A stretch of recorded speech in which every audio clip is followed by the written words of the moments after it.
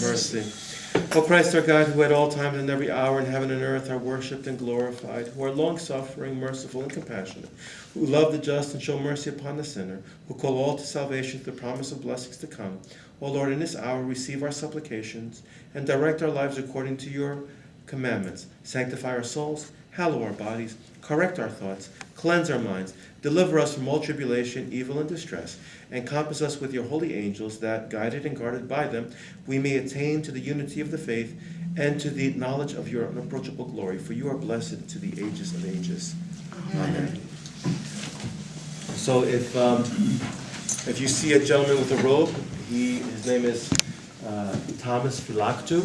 He is a senior at the seminary, and he is shadowing me today, which means basically he's learning what I do on a given day. We try to do this once a week so that he can learn what parish ministry is about and learn from what I do and maybe learn how to do it better or different than me.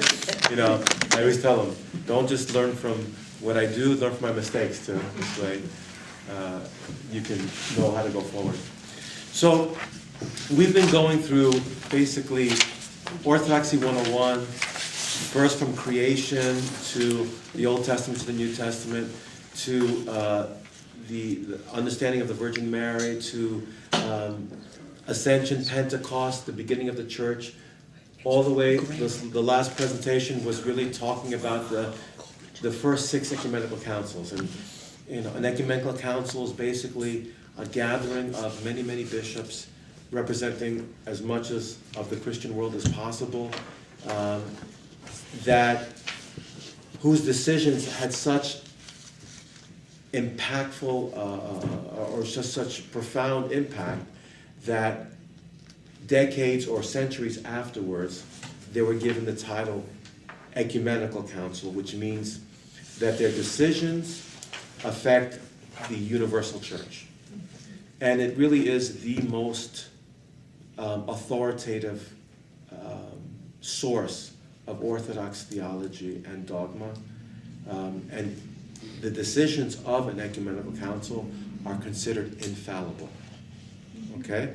Jesus said, when 2 or 3 are gathered in my name, there am I in the midst of them. The only way anything decided at an ecumenical council can be overturned is by a subsequent ecumenical council. And we see that in the Creed, where the Creed was established in Nicaea at the first ecumenical council, but at the second ecumenical council, it elaborated on the Holy Spirit. And that's the Creed that we read today is the one that was adapted and adopted at the second ecumenical council. The first 6 ecumenical councils really had to deal mostly with Christology, with the person of Jesus Christ, the understanding of his divinity and his humanity, and with his relationship to God the Father and God the Son.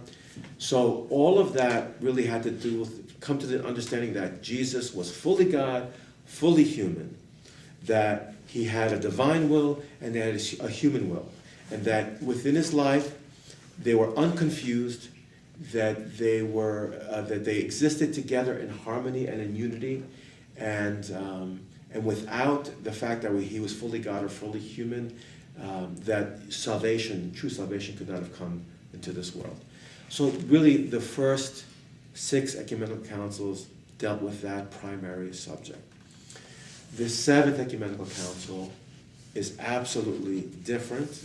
Only a small part of that humanity and divinity is really talked about within the context of the theology at the 7th ecumenical council. But we understand that the decision of the 7th ecumenical council and the restoration of the icons, which were forbidden for a time, they are celebrated on the first Sunday of Great Lent every year, called the Sunday of Orthodoxy, or the Triumph of Orthodoxy. And they're highlighted at the conclusion of the service, where icons are processed in the church, a lot of times by our Sunday school students. And the reason why it's done, it just happened that when the icons were finally restored, that that day or that next Sunday was the first Sunday of Great Lent, and as a result we celebrate that because it just happened to be on that same Sunday. So, while the Christological controversy in the first 6 centuries, or let's say from the 3rd to 6th century or 7th century of the church were problematic, perhaps nothing really affected the church as profoundly as the iconoclastic controversy. All right? So, it really wasn't until this council that icons were finally established as the normative, our normative presence in the life of the church, and then theologically to be understood what their purpose was. All right, so if we go to the second page, and again, you're literally looking at a term paper that I wrote with the comments. I could easily have re-edited and just given you the paper, but I wanted to share with this as well. So we know that, and sometimes I'll be reading this verbatim, sometimes I'll just be speaking, but really the first icons came from funeral art. If you think about this, that even in the pagan world, people would depict their loved one who had just passed away in their tomb as if they're in paradise. That is, we see that from 200 BC, even before the coming of Christ. It's part of Egyptian rites and that part of the world.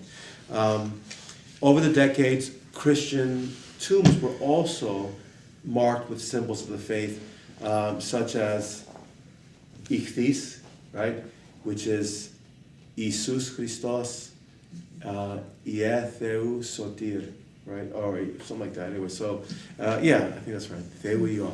So which means, and ichthys in ancient Greek is fish. So that acronym is ichthys. So as Christianity spread and the persecutions of Christians increased, more of the faithful ended their lives in martyrdom. And the tombs or the places of martyrdom attached to the Christian heroes of Roman persecution naturally attracted particular attention. And these gradually developed into cult sites. Not in the bad cult way, but in a good cult, like a following. So these tombs, if you go to Rome today, you will notice that there is a series of underground tombs. Remember, Christianity was a persecuted religion, and so sometimes it was safer to go underground and worship. And so you see that, and what a better place to go than to the place of a martyr, where the relics of a saint are, a martyred saint. And if you see that, the tradition of our church even, the fact that we have 3 relics we have the relics of 3 saints in every consecrated altar in the Orthodox Church. Whether the origin came from there, I've never done that research, but perhaps that might be it. But the celebrations would be on top of these holy sites, and so we continue that today. So these tomb areas of martyred Christians, with them depicted as in heaven, became a place that many people would congregate to and see these images. All right. We know that it wasn't until the Edict of Milan in 313 when Christianity became a legal religion. Now, all of a sudden, where Christianity was underground, was hidden because it was illegal to do that, Constantine the Great makes it a legal religion, and now Christianity comes out into the open. And now what was once hidden, even to Christians in a certain way, was now open to the entire Christian world and to the rest of the world. So we know that Constantine the Great, or Saint Constantine, after he conquered the other 3 sections of the Roman Empire and united once and for all the great Roman Empire, he moved the capital of Rome, of the Roman Empire, from Rome to a city on the Bosporus, which he humbly named Constantinople. There you go. So the city opened up officially in the year 335, and now some of this art that were in the tombs were brought out and displayed in prominent places. And so now Christian art became something that was more and more obvious. Also, during this time, his mother, we know that St. Helena, went to the place where Jesus was crucified and sought to find the cross of Christ, which she eventually did find. So relics and important places that Jesus visited and did miracles became understood as holy sites. And things from those holy sites were considered to be something precious, right? Just like perhaps an icon would be. So if you go to page 3, we'll go on. So during the later part of the 4th century, and almost all the churches throughout the empire were decorated with icons made out of mosaics and encrusted on wood. At approximately the same time, some church leaders, such as bishops and monks, who were considered holy by the faithful, had their images painted while they were still alive. There's a wonderful scene of a monk visiting somewhere, and then somebody painted an icon. I don't know if I have it in here, but somebody painted an icon of him, and he said he felt as if someone stole his image from him. You know, like he stole something from him, but he gave him the blessing to do that. Right? We know that the first icon was what? St. Luke with Panagia and the child, no?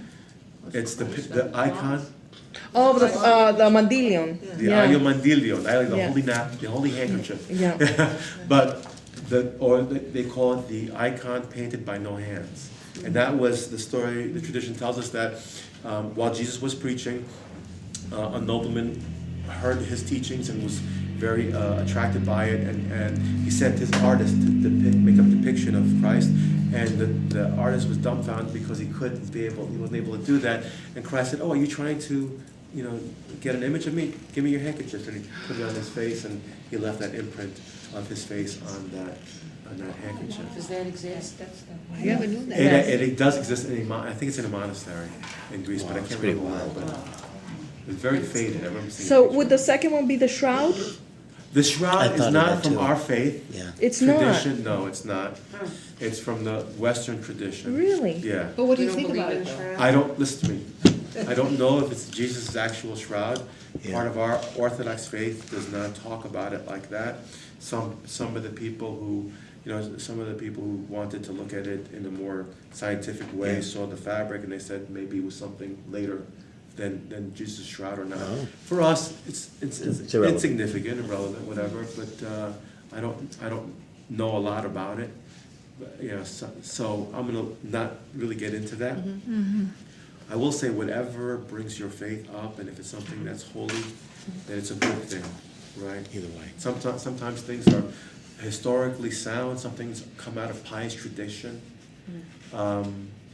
and sometimes we need to sort of exorcise demons that are not supposed to be there, and then we understand why there's pious tradition that comes out of something that's historically sound. So I really don't want to, Elaborate. going around. I haven't done enough research also about it.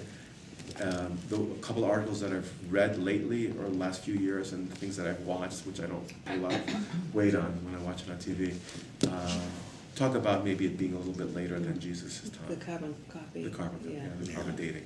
Right. Yeah, maybe. Interesting. So, There was another book written after that, by the way. The sample that they took yes. was a sample From- of the fabric that was Oh, When they repaired it. replaced Yeah, after right. the fire. Exactly, so we can- So we don't know, Yeah, yeah.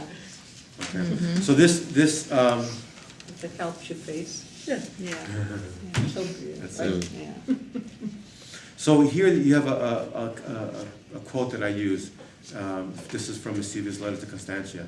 He writes, "You also wrote me concerning some supposed image of Christ, which image you wish me to send you. Now, what kind of thing is that you call the image of Christ? What sort of image of Christ are you seeking? His essential characteristics, or the one which he took up for our sake when he assumed the form of a servant? I do not think that your request has to do with his divine form. Surely then you are seeking his image as a servant. But that too was mingled with the glory of his divinity. But if you mean to ask me of the image, not of his not of his form transformed into that of God, but that of a mortal flesh before its transformation? Can it be that you have forgotten the passage in which God lays down the law that no likeness should be made either of what is in heaven or what is in earth beneath? And that comes from the Ten Commandments. So and this is the main thing here now. We're talking about where does iconography and idolatry begin? And that is the biggest conflict and controversy here. In another letter written by Epiphanius of Salamis to the Emperor Theodosius, he asked which of the early fathers ever painted and placed an image of Christ in a church or a house. He continues by asking which of the fathers painted any Old Testament or New Testament personalities of the church on church walls or curtains. Epiphanius ends his letter by entreating the emperor that the curtains which may be found to bear in a spurious manner, and yet they do so images of the apostles, of the prophets, or of Lord himself, should be collected from churches, baptistries, houses of martyria, and that thou shouldst give them over for the burial of the poor. And as for images on walls, that they should be whitewashed. Okay? So here you have the beginning of these conflicting views. What is going on here?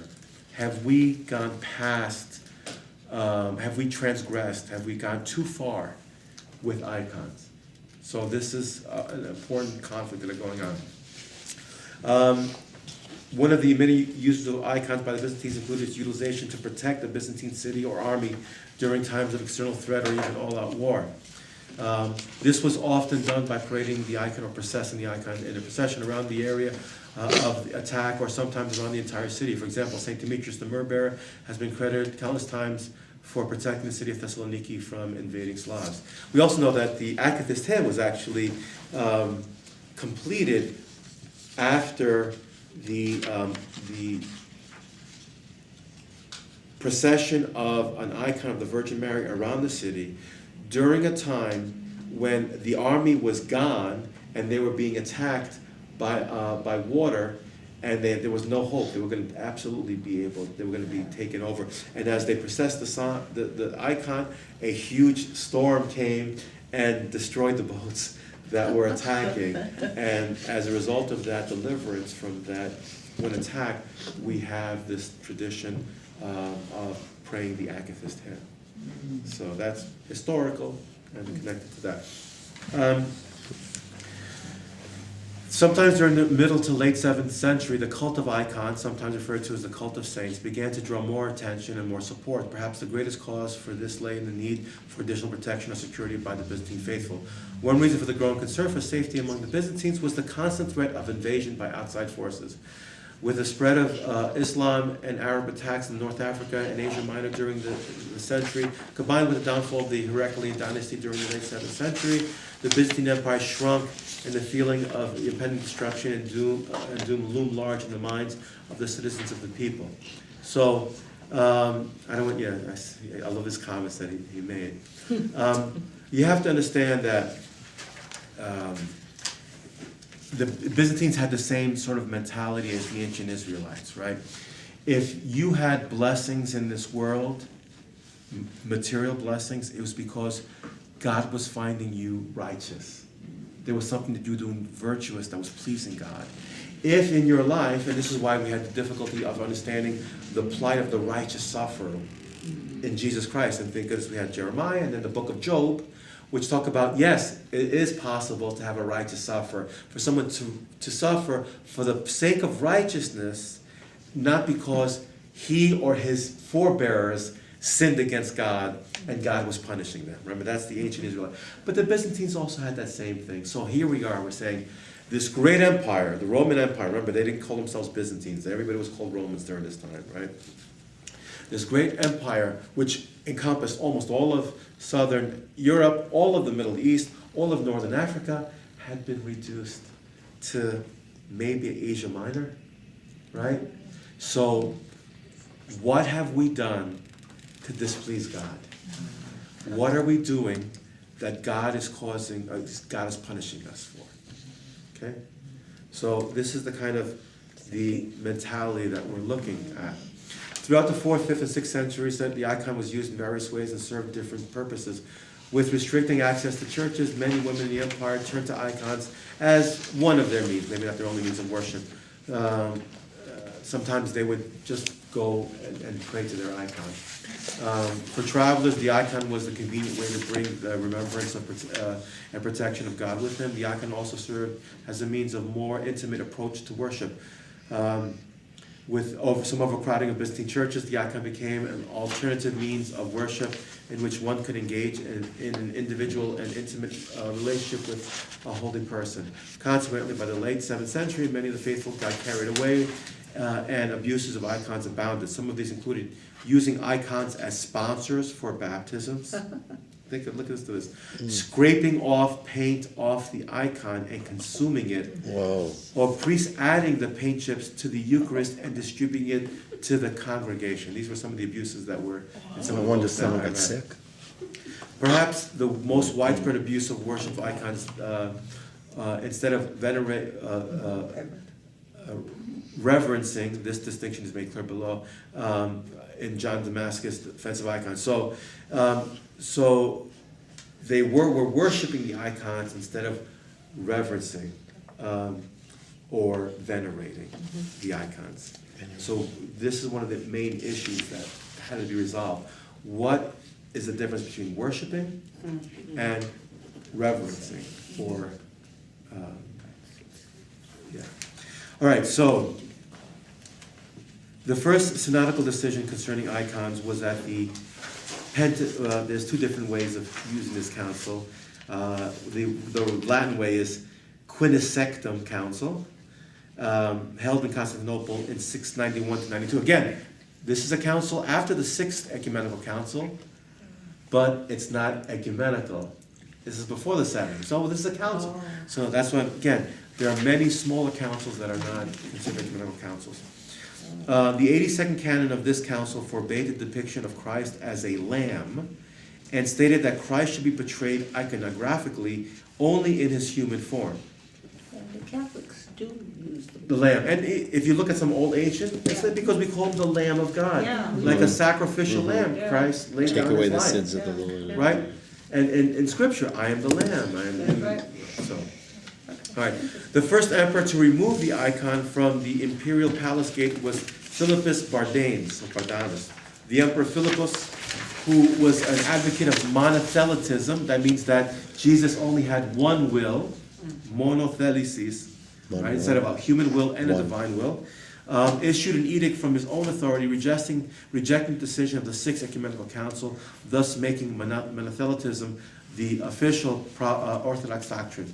As a symbol of his new policy, Philippicus ordered the icon of the 6th Ecumenical Council, which hung on the palace gate, removed and replaced by portraits of himself and Patriarch Sergius.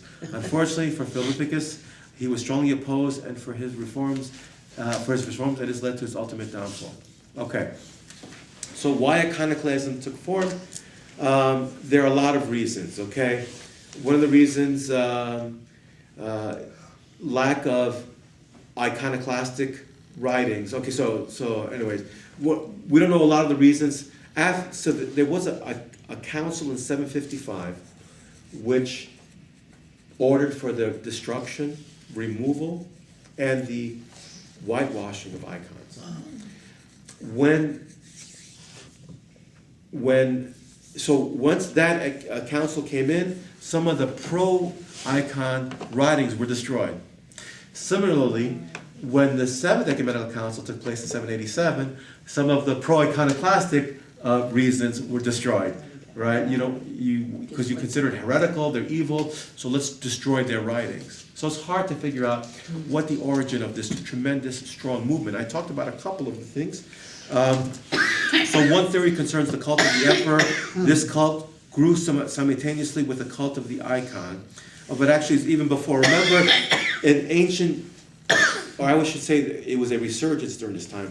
Remember that one of the reasons why Christians were persecuted in early Christianity was as a result of the fact that the Roman emperor was not only the divinely chosen representative of the pagan religion of God, but also divine himself.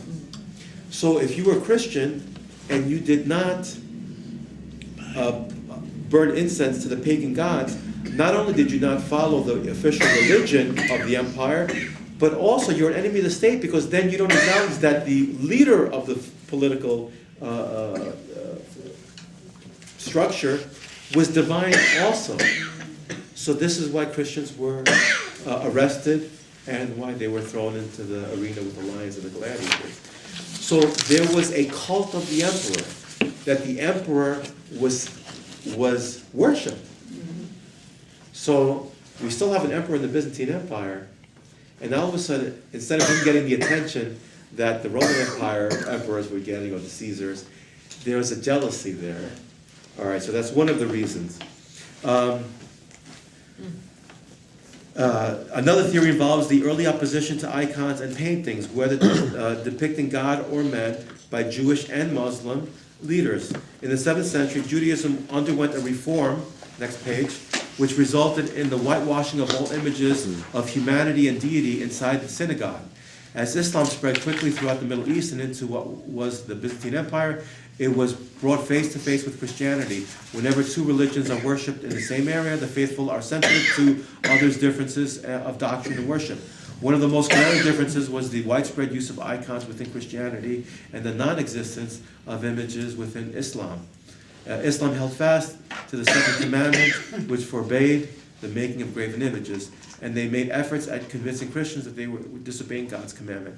It was in this environment that the future emperor and originator of iconoclasm, Leo the Armenian, was born and raised. Thus, another theory is that Leo was influenced throughout his life by both Islam and the Jewish doctrines, which forbade the use of images, which is why he used his edict condemning the making, use, and veneration of icons. And again, the other thought which I talked to you about was this whole Old Testament thing that if you're pleasing God, you had many blessings, earthly blessings. The fact that the empire was shrinking says that something was going wrong. And there were two things that were going on at the same time. It wasn't just the cult of the icons, but also, you okay? I'm okay, I'm sorry. All right, that's all right. But also the cult of the saints. Because now we have this rise of people asking for saints to intercede on their behalf. And saints were being canonized, and now they're like, maybe we shouldn't place these people who were humans, totally humans, in this level as intercessors between God and man. Or are we worshiping the saints, right? Which is something that Orthodox always has to be careful for. All right. So if you look at the next page, page 9, first full paragraph. The final mainstream theory concerning the rise of iconoclasm deals with the ecclesiastical reforms. With the widespread misuse and abuse of icons, the church made attempts to reform itself. Out of this reform, first came the opposition to the worship of icons, then the all-out rejection of icons by another party of people, which led to all-out iconoclasm. The great Byzantinist George Ostrogorsky concludes that the iconoclastic controversy in the eastern districts of the empire arose from the interaction of a Christian faith striving for pure spirituality with the doctrines of iconoclastic sectarians, the tenets of old Christological heresies, and the influence of non-Christian religions such as Judaism and especially Islam. All right, so here we are.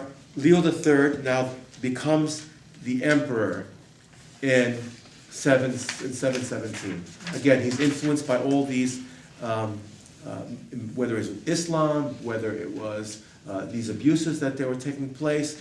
But the bottom line is he was an iconoclast. He didn't believe that icons should be part of the church.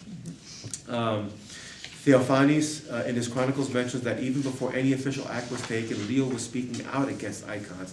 In 726, Leo III ordered the mosaic icon of Christ, which hung on the palace or the chapel gate, removed. Some say that Leo did this in response to a volcanic eruption that occurred a month earlier, whatever the case may be. There's no official edict that was followed. That was followed after the removal of the palace icon. But we know that on January 17, 730, Leo called a meeting of the highest ecclesiastical and secular leaders and asked them to support his edict, which forbade the making and use of icons. Germanos, the Patriarch of Constantinople, refused to sign the decree, and as a result, he was deposed. Now let's talk a little bit about this. There is no separation between church and state in Byzantium, which is, the positive thing is that the church had all the resources of the government at its disposal, and could use any money to do mission work, or to build churches, or to do anything like that. So that's the positive side. What's the negative side? Is that once there's no separation of church and state, then politics gets in the middle of the church. Not to say that politics do not take place in the church today, but now real politics, as in politicians and civil leaders, were able to control the church at some level. And one of the ways they did it is the emperor would install the patriarch of Constantinople and could depose him for justifiable reason. So if the emperor felt strongly about a certain theology or conflict that was going on in the church, like iconoclasm, and he felt that the current patriarch did not support his position, he would remove him and find a bishop who felt in like manner and raise him as the next patriarch. Right. So that is the truth of the history. All right. So if you look at the next paragraph on page 11, most of the supporters of iconoclasm were the more educated city dwellers, while many of the iconophiles, icon lovers, were women and less educated rural folk. The iconophiles were led by the monastics, monks. During the early period of iconoclasm and throughout the conflict, the staunchest defenders of the icons were the monks. Some iconoclasts charged that this was the case because it was the monks who painted most of the icons and stood to lose the most if the icons were banned. During the first phase of iconoclasm, it was St. John of Damascus who became the champion of the iconophiles. John of Damascus, also known as John of Damascene, was born in Damascus, Syria in 675 to a prominent family in that area. His father Sergius had a position in the court of the Muslim ruler of Damascus. John's father hired a Greek monk named Cosmas to teach him theology, the study of all the sciences and Greek philosophy. John stood over his John soon took over. By the way, when I wrote this was on a word processor. That's how old this was. We didn't have access to computers. I mean, there were computers in 1996, but I only had a word processor. So just John soon took over his father's role as the civil head of the Christian population in Damascus.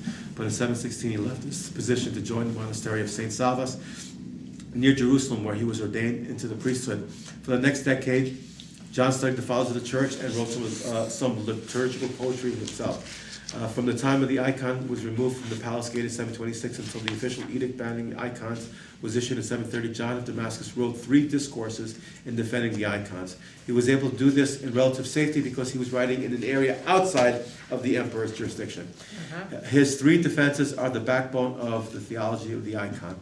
In the 4th paragraph of Damascene's first apology, he confesses his faith in a way that also supports the existence of icons. Let me just stop here for a second. St. John of Damascus is considered the last great father of the church. Okay? His catechism is, without a doubt, the best catechism written by any father of the church. He is the one who wrote the hymns for the 8 tones of the Byzantine music. So I just want to show you how widespread and how awesome this guy was. This saint of God, this holy man was. Yes? Is he the same one that his hand was cut off? I'm trying to remember. I don't remember his life. It sounds a little familiar. I think it was St. John of Damascus. Yeah.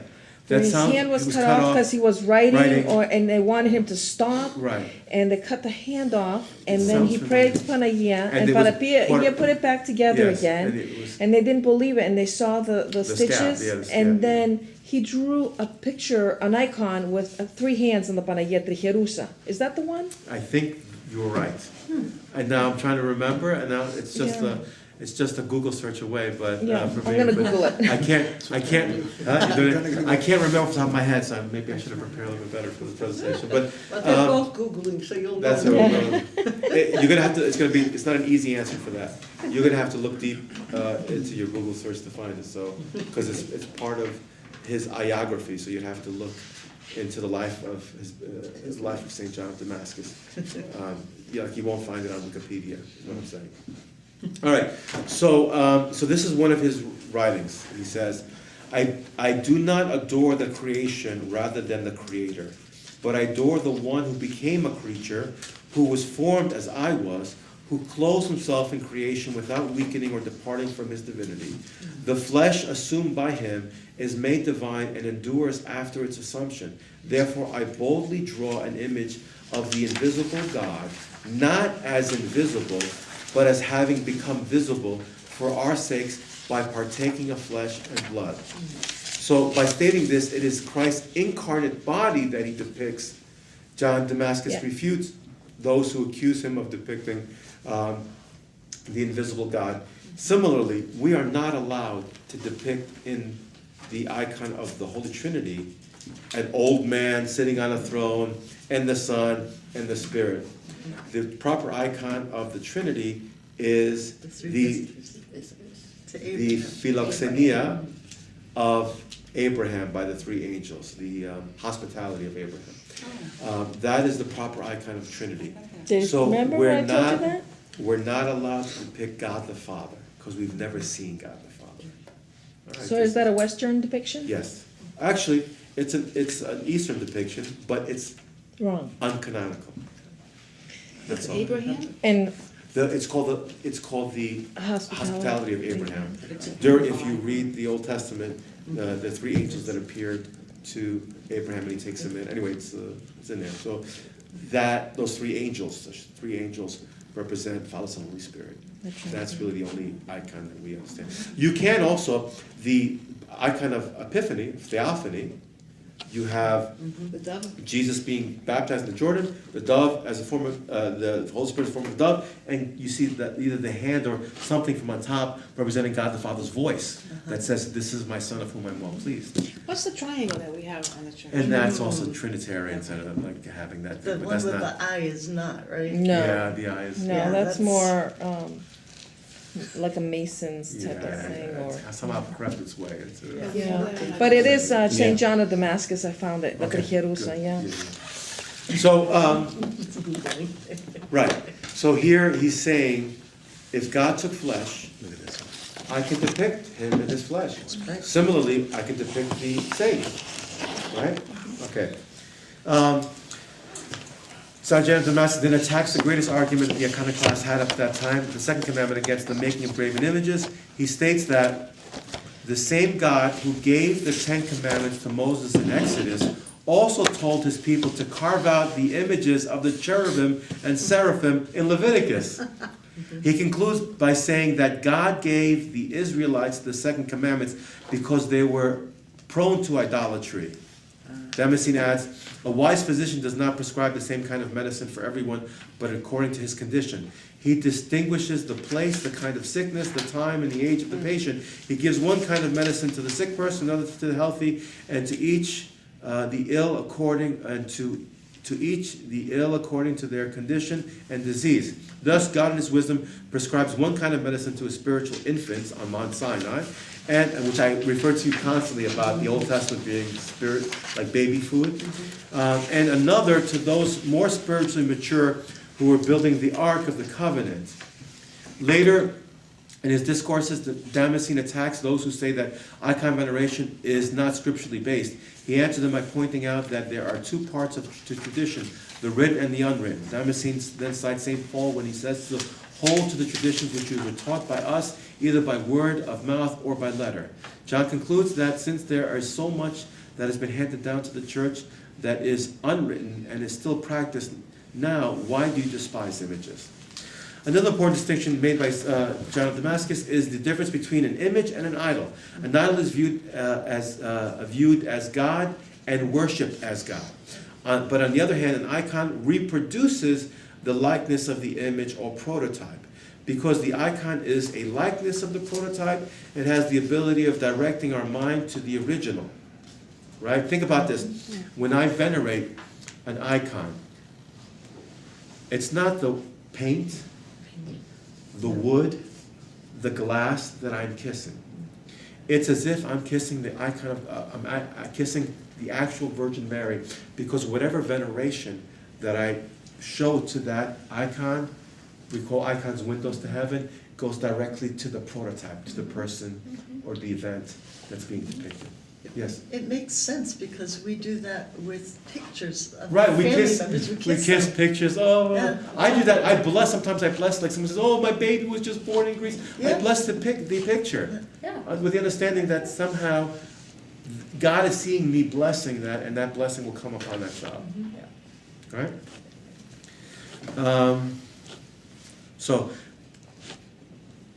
this brings us to perhaps the greatest distinction regarding icons, that there is a difference between worship, latria, and veneration, proskinesis. Worship is a term used to describe the special type of veneration that is due only to God, while veneration is a broader term used throughout Scripture. In the Greek, it means literally to bend down and prostrate.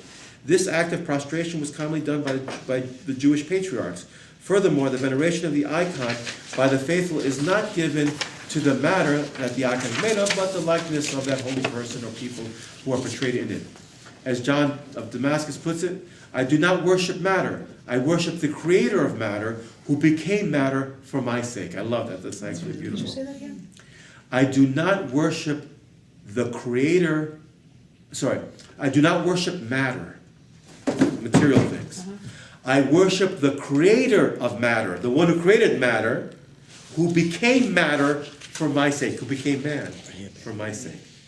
Yeah. I do just didn't- John later writes that since God saw all that he created and reflected that it was good, remember in Genesis, and he said it was good, then since matter is a creation of God, it must also be a good thing, right? Now think about it.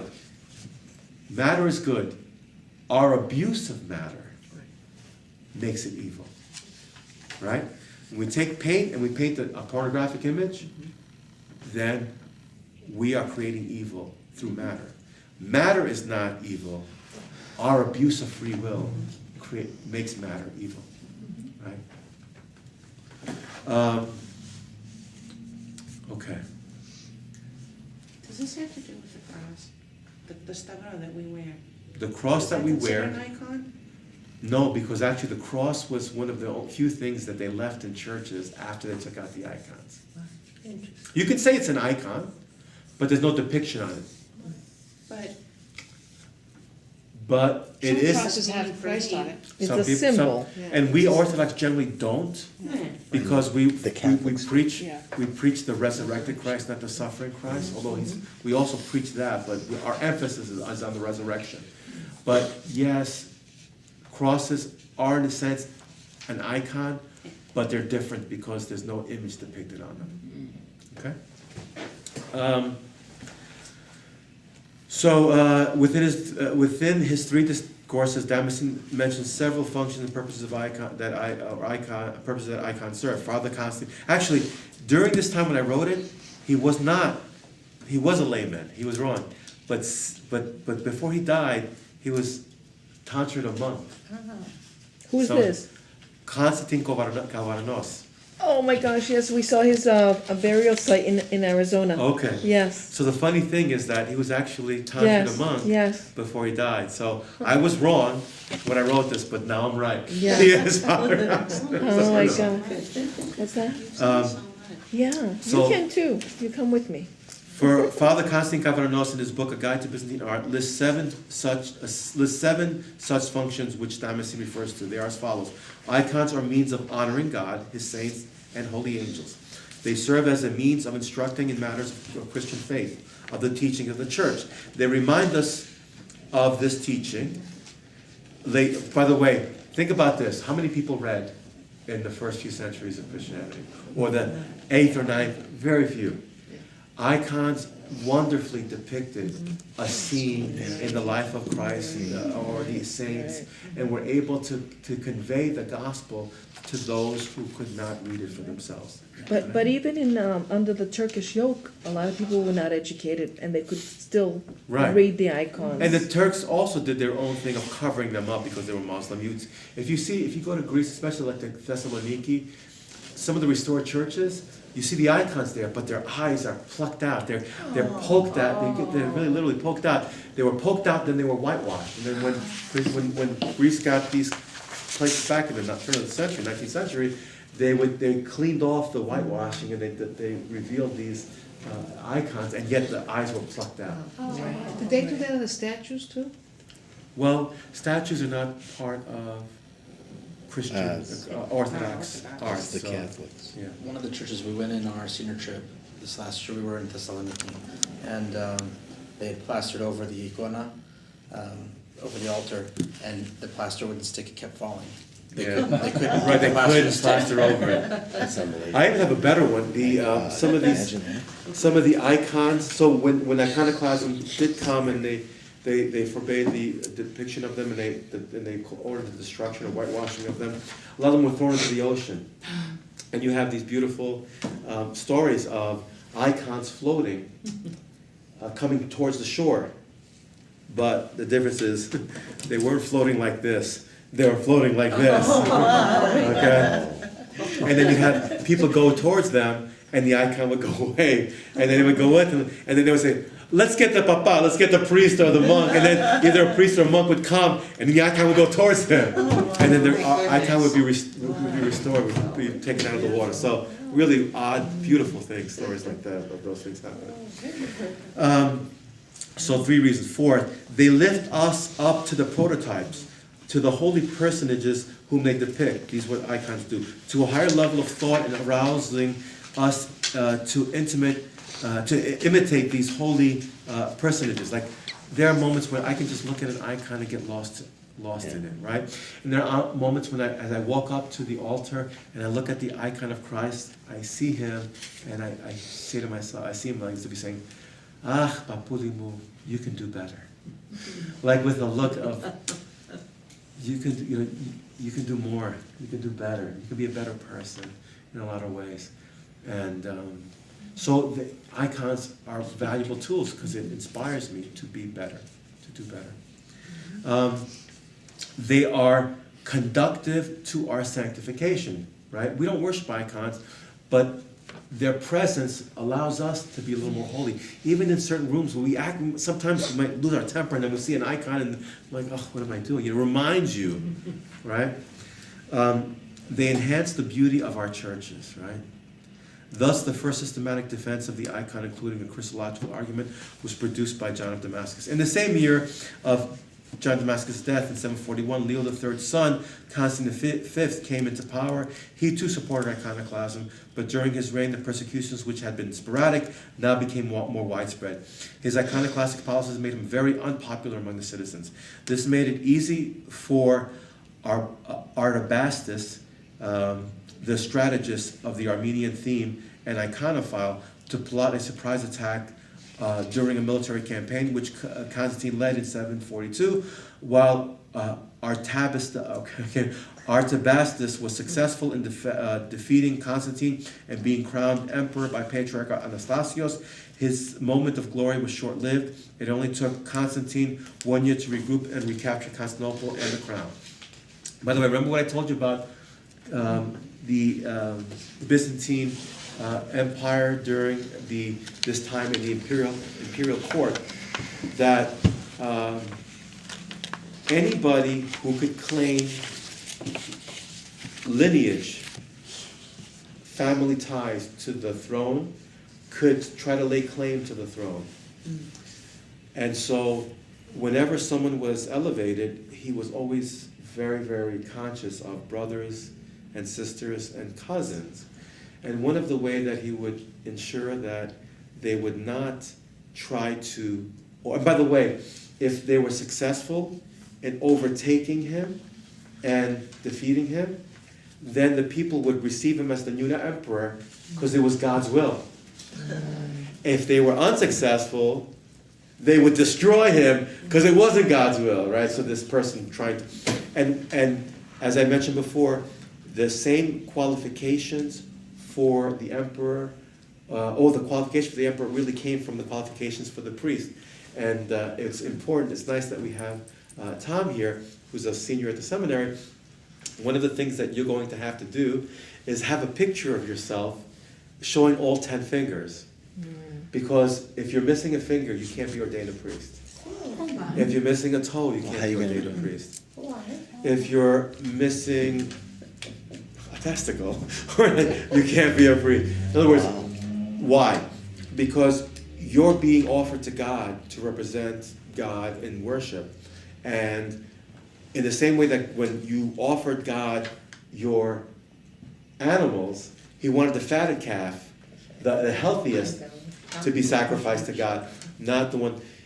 So, right or wrong, still to this day, there are canonical obstacles, physical obstacles. Obviously, he'll tell you, I had to go through 5 batteries of psychological examinations before I was finally ordained. And every priest has to go through that. Even my wife went through one as well. Only so that if there's any issues or red flags, we can address them, or if we're not, we shouldn't be ordained, that could be exposed as well, or revealed. So, in the same way that priests had to be whole, so emperors had to be whole. So what the new emperor would do would be, he would pluck out the eye of one eye of every single relative, or deform one of their relatives, so that they can't lay claim to their throne. One interesting footnote here was there was a man named Constantine who had his nose cut off by his brother. But what happened is he had a golden nose smelted on his face, and he was allowed to go, and he overthrew his brother, and they accepted him, and his name was Constantine the Golden Nose. Never heard of that So this is part of Byzantine history, one. Fierce. just so that you know. So it's not all beautiful, and you know. Anyway, so as I was saying, that these emperors were attacking each other. You know, they were relatives, and they wanted to lay claim to the throne. So you see a lot of this. But Constantine was a theologian himself, this new emperor, and he gathered together the more learned bishops, the more educated bishops throughout the empire, in order to help him find iconoclastic passages in patristic texts. With his admonition, Constantine called a council in Hieria on February 8th in 754. Neither the 3 Eastern patriarchs nor the Pope were able to attend or send representatives. 338 bishops participated in this council, which was called Ecumenical, until the 7th Ecumenical Council of Nicaea in 787. The minutes from the council in 754 have not survived. Remember, we say to destroy it. But it is possible to reconstruct the orders or definition of that council. Some major points in the definition include that Christ's divinity cannot be circumscribed. To divide the two natures by attempt to depict his humanity would be heresy. It's almost separating his humanity from his divinity. That by depicting Christ in his full glory after his resurrection would result in introducing a 4th person of the Trinity. That the saints live eternally with God. To call them back to life with dead art makes one guilty of blasphemy. That the only admissible figure of the humanity of Christ, however, is bread and wine in the Holy Supper. All right? You see, he made a comment and he said, okay. So in addition to these and other definitions, the council in Hieria also forbade the burning, stealing, and misuse of churches. One of the decrees of the council stated that those refusing to surrender their icon were to be punished as heretics and excommunicated. So you had to give up your icons. Perhaps the most persecuted group of people during this phase of iconoclasm were the monks. Their disobedient attitude towards the emperor and his decrees, combined with Constantine's failure to understand the monastic way of life, resulted in the imprisonment or public ridicule of monks and even the appropriation of some monasteries. In 775, Constantine V died, and basically so did his iconoclastic reforms. Iconoclasm went into remission during the reign of the weak and inept Leo IV. When Leo died in 780, his 10-year-old son Constantine VI was named his successor, and his mother, the Empress Irene, as the boy's regent. When the ailing patriarch Paul IV retired in 784 and was replaced by Tarasios, plans began for a council to overturn the decision at Hieria. After its organizers received a positive response from the Pope, the council was convened in August of 786. This council was disrupted when a group of imperial guards stormed the church and broke up the proceedings. Irene transferred the suspect military theme and moved the theme is like a group of, like an army, battalion, and moved the council to the Church of the Holy Wisdom in Nicaea in May of 787. After the Patriarch Tarasios opened the council, he began his attempts to heal the schism within the hierarchy of the church. While many of the bishops who previously accepted iconoclasm had changed their allegiance and joined the iconophiles, there were still some bishops who had not done so, but were repentant and ready to make their profession of faith, and did so in the opening session. All those bishops were accepted back into communion, except those who had evidence against them concerning the mistreating of iconophiles, like bishops who would persecute, who would torture people who supported iconoclasm. The Pope's letter to the council was read in the second session, and among other things, more confessions from former iconoclast bishops were read in the third session. The fourth session saw the Patriarch Tarasios read from the fathers and others the many miracles that were worked by certain icons. Also, a confession of faith was drawn, which included a section on the icons. Moreover, we salute the image of the honorable and life-giving cross, the holy relics of the saints. We receive the holy and venerable images, and we salute them, and we embrace them according to the ancient traditions of the Holy Catholic Church of God. By the way, Catholic as in universal, not Roman Catholic, right? That is to say, of our holy fathers who also received these things and established them in all the most holy churches of God and in every place of his dominion. During the sixth session, the council secretary, Leo, received permission to read the orders from the Iconoclastic Controversy 754.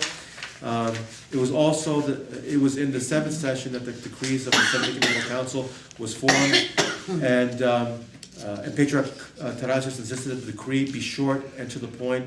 At the beginning of the conclusion, the decree was read as follows: "We define with all certitude and accuracy now, just as the figure of the treasures and life-giving cross, so also the venerable holy images, as well as the paintings and mosaics of other fit materials, should be set forth in the holy churches of God, and on the sacred vessels, and on the vestments, and on the hangings, and in the pictures, both in houses and by the wayside, to wit, the figure of our Lord God and Savior Jesus Christ, of our spotless Lady, the Mother of God, of the venerable angels, of the saints, and of all the pious people, and to these should be given due salutation and honorable reverence, not indeed to that of true worship of faith, latrian, which pertains only to the divine nature, period. A few things that are worthy of note about this decree. First, the Council Fathers recognize that the iconoclastic acceptance of the liturgical use of the cross sets a valid precedent for the use of at least some religious symbols. This is why every statement reflecting holy images in the decree was prefaced with the acknowledgement of the cross as an acceptable image. You follow? If you accept the cross as an image, you should accept all the other images. Secondly, the decree makes the use of St. John's Damascus distinction between worship, latria, and veneration. In fact, the conciliar distinction between worship and veneration became the normative expression of the Orthodox doctrine concerning liturgical art and safeguard against idolatries. One of the things that's missing from the decree, but is in the writings of St. John Damascene, is the Christological aspect of icons. When Damascene writes that he does not depict the invisible God, but the one who took flesh, he is presenting the most fundamental doctrine of Christianity, that the Word became flesh. If the icon grows out of the incarnation of the Son, then he can be depicted and is confirmed in the image. Thus, the icon is a visible proof of the incarnation. So to have an icon of Christ is shows support that God became man, right? Right. In the same way that God became man, we can depict God in his human form through iconography. So it's another incarnation of God. Or the Through word, art. or the word becoming. The Word becoming flesh, Christ being depicted in Byzantine art, in church art. To deny the icon would also mean that one denied the incarnation, or one would mean that one is denying the incarnation, the most fundamental belief of the Orthodox faith. Okay. In conclusion, all the conflicts and controversies throughout the history of the Orthodox Church, the Iconoclastic controversy was by far the most destructive liturgically. The dismantling of churches, the imprisonment of the pious, and the severe internal struggles caused by separation of the church, while the causes are still in dispute by modern-day scholars, iconoclasm could not prevent something that was so interwoven in the fabric of tradition, the veneration of holy images. At the very heart of the controversy lay the Christological question of the Incarnation, which is at the foundation of our faith. It was the Seventh Ecumenical Council, facilitated by the defense of the icons by St. John of Damascus, and his distinction between latria and proskinesis, that helped remove anxieties and concerns surrounding idolatry and restore the holy icons. Now, we should make a note that after the icons were restored at the Seventh Ecumenical Council in 787, that in 820 a new movement towards iconoclasm came up, and in 840 iconoclasm was put to bed once and for all. There wasn't another council, there was no need for another ecumenical council. At that council, all they did was produce these writings from the Seventh Ecumenical Council and establish them as the correct theology. Okay? What year was Saint Theodora? Or Saint Theodora the Student, Theodora. Theodora, the empress that Yeah, basically she brought was- the icons back. She was the regent of Saint Constantine VI. So he was only 10 years old when he came into power, I think in 780. Oh, so that was her son? her son. Oh, okay, He Theophilus was the father. Right, he was the one who brought them back. Page 18. Huh? Page 18. Page 18. Oh, In is the it- present- is there? Yeah, it's Yeah. in there. Oh, okay, okay. So, so she was the one who, again, some of these Saint Theodoras also plucked the eyes of their, so, yeah, we should say that, so that. She did? Read well, that won't be in her life, but you will look at it in Ostrogorsky's History of the Byzantine State, or Hussey's History of the Church in the Byzantine Empire. Both of those books I have in my library, if you want to read them. But I'm just saying that sometimes, even St. Constantine the Great had to put a lot of people to death, the death penalty. That's one of the reasons why he waited till his deathbed to be baptized, knowing that he had to make some tough decisions. You know, sometimes the church lifts up people as saints, not because they were holy people, but because their decisions were so impactful on the life of the church, like making Christianity a legal religion, you know, things so profound that they were canonized as saints because of those decisions, not necessarily because they were the holiest The way of people. life. Right, Yeah, right. yeah. You know she's whole in Kerkina. Saint I- Theodora. But she doesn't Correct. have a head, they have a watermelon for a No, head. that's another one. That's That's Saint Blasios. I went No, to that she's church. whole. She's whole, and she was a nun. Uncorrupted. Yeah. She was a nun because her son, actually, when he became of age, locked her into a convent, so he can rule. Here we go again. So But she So was you have she was, you know, that was the thing to do back then. Like when you get older, and you would go and you you were a widow. you go into a convent Plus, if you or think a about monastery. it, who else would take care of you? Right. Right. Right. It was a nice way Right, to be able to to have end your free meals life, right, to older and to years. somebody to take care of you. Right. Oh, Yes, Maria. Again, a small sidebar, and excuse my ignorance, on page 20, that passage about iconography on vessels and whatnot, I have been approached by non-Greek Orthodox and being labeled as gaudy. We're a gaudy religion. You have a lot of frippery. Gaudy or gaudy? No, gaudy. Gaudy, in the, Because it's two different things. because it's so ornate probably, huh? too ornate, Yeah. on the side of gaudy, Yeah, the because they used to have Spanish, very plain churches. by Protestants or Christ the King or these. Well, because they're, first of all, they're not used to those images being so. Right, you you'll know, see being statues a everywhere. lot. One, Secondly, because they're so literal in terms of scripture, especially Protestants, that they'll say that's idolatry, that's an idol. You know, oh, Plain where is it in the and Bible? black and white. That's not. Where is it in the where is it in the Bible? I hear that And so the truth much. is that the development of iconography came after the canon of the New Testament was closed. Certainly after the first century, when the last book, the end of the first century, the last book of the New Testament was written. So that's why you can't remember. Okay. The Bible, scripture, comes out of tradition. It is a great source of tradition, but it's not the only source of tradition. And that's what we believe as Orthodox Christians. But here, you have to understand that, again, when you're dealing with the no separation of church and state, these are some of the controversies that can arise. When a church is free from all of that, at least there's a sense, there's a great part of the political turmoil that they're removed from, and they can function a little bit more independent without having to worry about who's the ruler today and what's his angle and what does he. But what I didn't talk about is, and the thing that we read every single Sunday of Orthodoxy is actually the first part of the decree of the Seventh Ecumenical Council. Right? As the prophets as the apostles beheld, as the evangelist wrote down, as the saints and it goes on and on and on.